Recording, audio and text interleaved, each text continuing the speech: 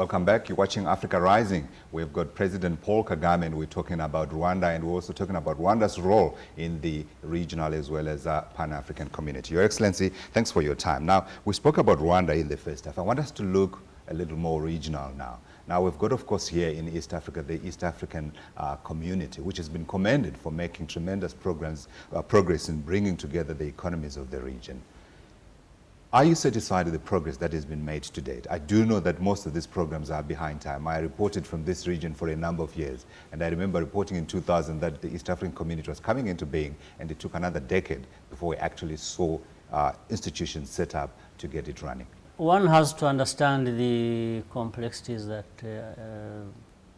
underlie this whole process. So we shouldn't expect that even if realizing an East African community is very important, that we would have it overnight. There are so many problems to resolve. Sure.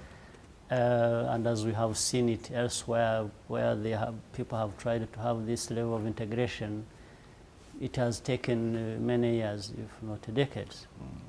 So, but I think good progress has been made. If you look at, the fact that the population, the leaders, the states in this region believe in that project, first of all, that's a very good starting point. The rest is to do a number of things that need to be done in order for us being at a point we need to be.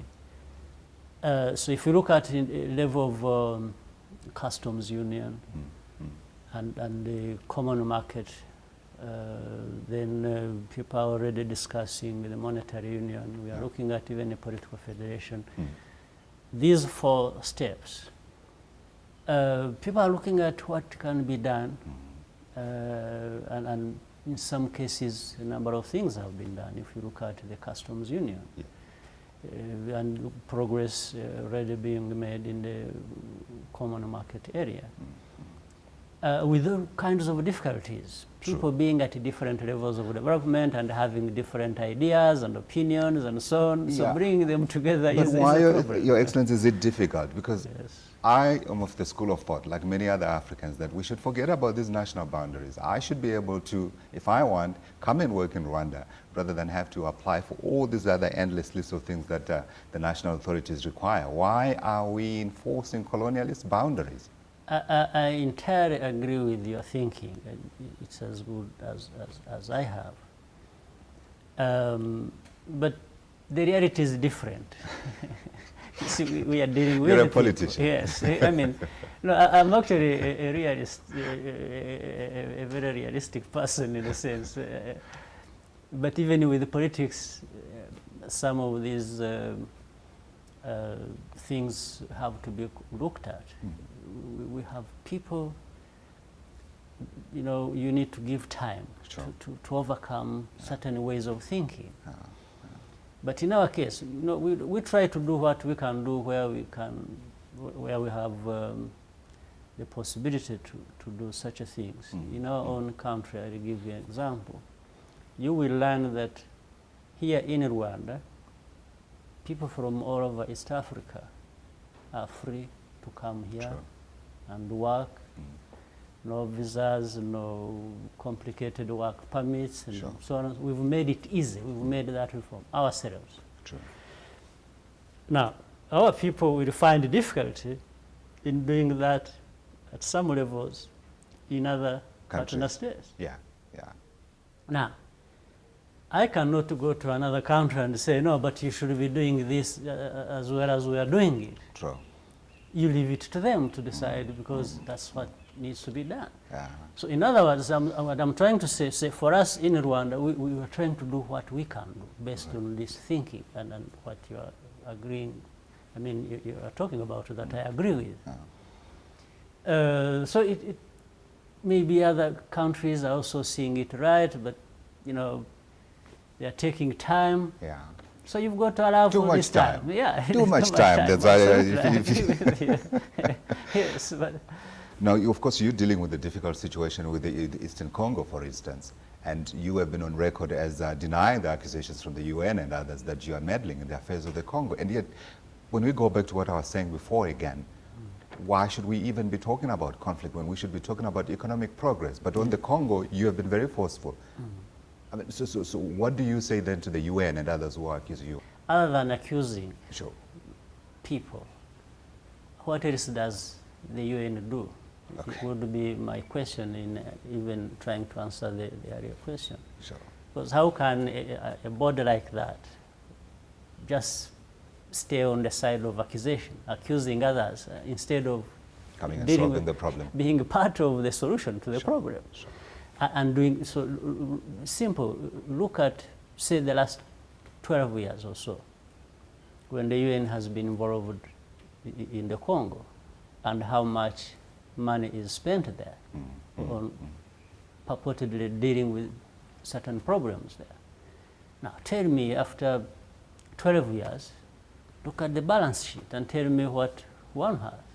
I mean, this is basic common sense. In private, public, or any institution, you can't just spend without understanding where the spending, or what is resulting from the spending you are making. Even if it is a business, you invest, you have returns. And you ask questions if you're not getting your returns. Yes. So, but you can't just spend, or you say you are investing without looking at what you have in it. Yeah. So it doesn't make sense, even from that point alone, if you look at it. Now, for Rwanda, why would Rwanda, again, simply, if we logically, look at the problem, Sure. what would Rwanda benefit from continuing to be a problem as is always portrayed in the Congo? In fact, the stability of Congo and the stability of this region benefits Rwanda. And that relates directly to the stability of Rwanda and that we have achieved and what we've been doing. We can't be rebuilding our nation, making such a good progress as we are making, that we were talking a while ago. Sure. And we are the ones who at the same time are going behind and destabilizing the whole situation. Because in the end, you can't have an unstable region and have a stable one. Progress, yeah. It just doesn't add up. Yeah. So the accusations or the interpretations of what is going on in the region is totally false. It doesn't make sense. Yes. So, and that's why we cannot solve this problem unless we understand it, we understand the root cause, we understand who has the responsibility for what, Right. and exactly what needs to be done to address any of these problems, whether legitimate or some of them not legitimate. But we need to understand them, we need to know them. Yes. But here it is just accusation, this one is doing this, and the other, push the blame on this side. And, but look at the last 18 years, right? And people are not even learning lessons. You can't say, well, we tried this, we accused the other one for this, but what do we have at the end of it? As a solution. And we continue playing the same game over and over and over. It just doesn't make sense. Yeah. Let's come to the easier part of the interview, which is which is the legacy of Paul Kagame, and what remains on his agenda. I want to look at the big picture. I'm just an individual who happens, I think, to be fortunate in a sense that I have certain responsibilities to my country and Sure. in service of my people. And I would not make any good progress, I would not succeed without working with others and people owning whatever is happening here. So I want to look at it more in an institutional sense, in a more collective sense than just. But looking at what we have done, the Rwandese Patriotic Front, the party I lead that struggled to liberate our country and create a better Rwanda and for every Rwandan, I think good progress has been made, and this progress has to continue. There is an issue of sustainability that people always have to look at. And so far, so good, even in terms of building the very institutions that will actually make this sustainable, so that the success, the progress, and the well-being of Rwanda and Rwandans will outlive one individual, that is Kagame.